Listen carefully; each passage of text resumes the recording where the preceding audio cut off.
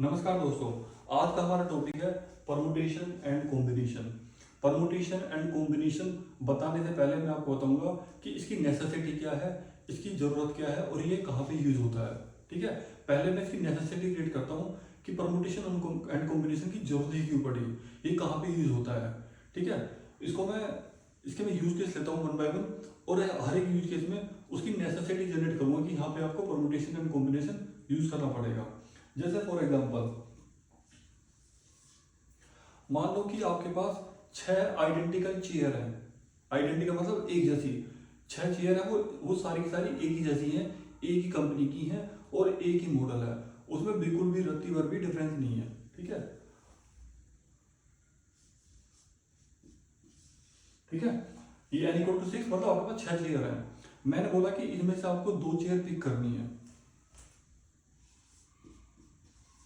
ठीक है, अब क्वेश्चन ये आएगा कि अगर 6 चेयर हमारे पास हैं और वो आइडेंटिकल हैं, उसमें से आपको दो पिक करनी है।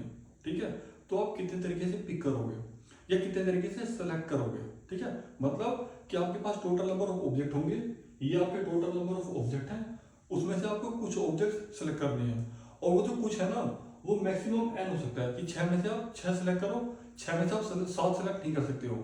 इस आर की वैल्यू हमेशा 6 या उससे कम होगी या फिर 0 से ज़्यादा होगी। ठीक है, तो जहां पे आप चीजों को सेलेक्ट करना होता है वहीं पे ही परमुटेशन एंड कॉम्बिनेशन आता है। ठीक है, अब इसमें ये आता है कि दूसरा एग्जांपल लेके चलता हूँ, इसको मैं डिटेल में जाता हूँ, उसके में पहले मैं दूसरा एग्जांपल लेता हूँ। मान लो जैसे जैसे अपनी इंडियन क्रिकेट टीम होती है, वो कभी भी किसी दौरे में जाती है तो उनके साथ 15 खिलाड़ी जाते हैं। ठीक है, यहाँ पे एन की वैल्यू कितनी हो जाएगी 15।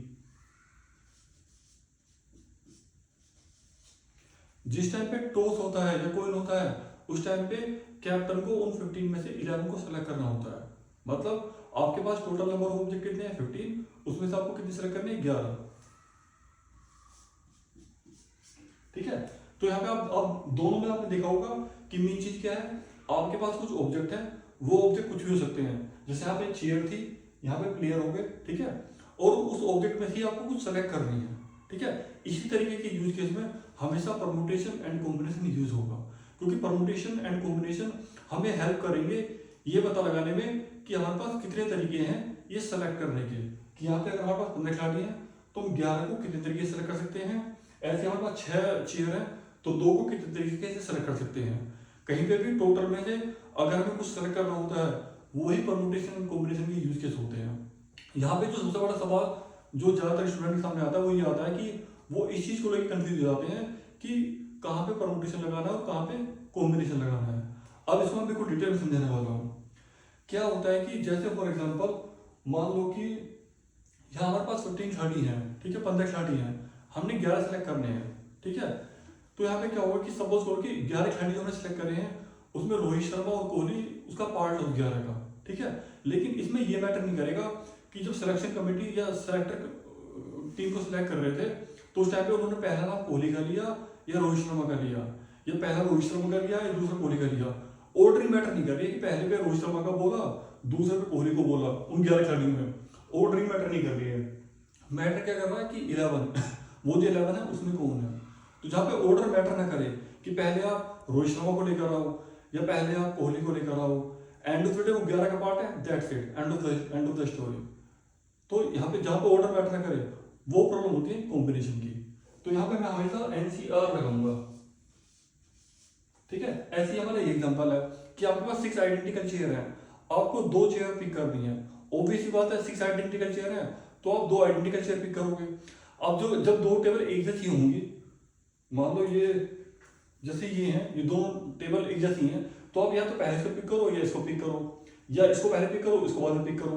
सेम ही चीज है ना, मतलब ऑर्डर मैटर नहीं करेगा कि आपने क्या नाम है कुर्सी 6 नंबर पहले पिक करी या 5 पहले पिक करी। वो 2 चेयर है, उनकी ऑर्डर मैटर नहीं करेगी क्योंकि सारी कुर्सी एक जैसी हैं। तो यहाँ पे इसका आंसर क्या रहेगा 62, क्योंकि जब हम सेलेक्ट कर रहे हैं ऑर्डर मैटर नहीं कर रहा। एक मैं तीसरा एग्जांपल ले लेता हूं। तीसरा एग्जांपल क्या है कि सपोज करो कि कोई वर्ड है हमारे पास डब्ल्यू, और वो वर्ड क्या है फ्लावर, FLOWER,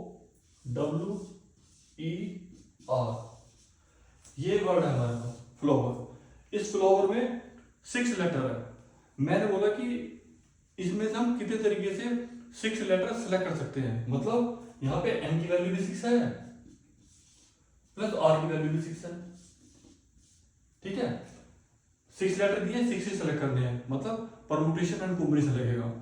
अब क्वेश्चन ये आएगा कि परमुटेशन लगाए या कॉम्बिनेशन लगाए।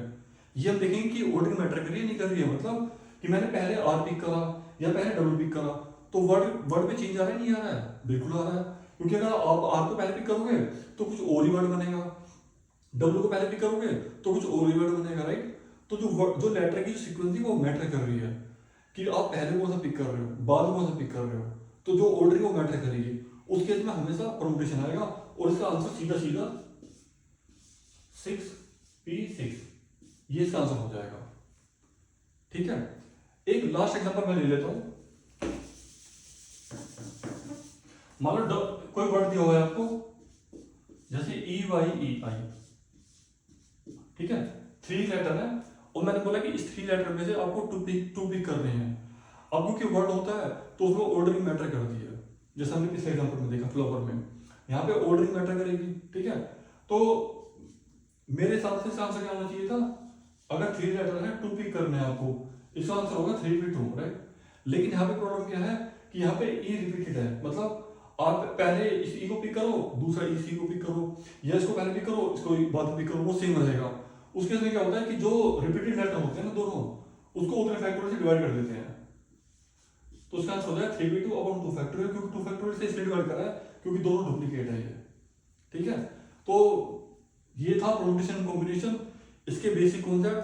अगर आप परमुटेशन एंड कॉम्बिनेशन समझ गए हो कि परमुटेशन कॉम्बिनेशन यूज कहाँ पे करना है और अगर यूज करना है तो कैसे यूज करना है, तो उससे आपका फायदा क्या होगा कि आप किसी भी बुक को पिक कर लीजिए और उसके 20 से 25 क्वेश्चन लगाइए, आपके सारे कॉन्सेप्ट क्लियर हो जाएंगे। अगर फिर भी आपको लग रहा है कि कुछ क्वेश्चन ऐसे हैं जो आपको नहीं हो पा रहे हैं, आप कमेंट बॉक्स में डाल देना, मैं उसका इंडिविजुअली आप सबको रिप्लाई करूंगा। बहुत बहुत धन्यवाद।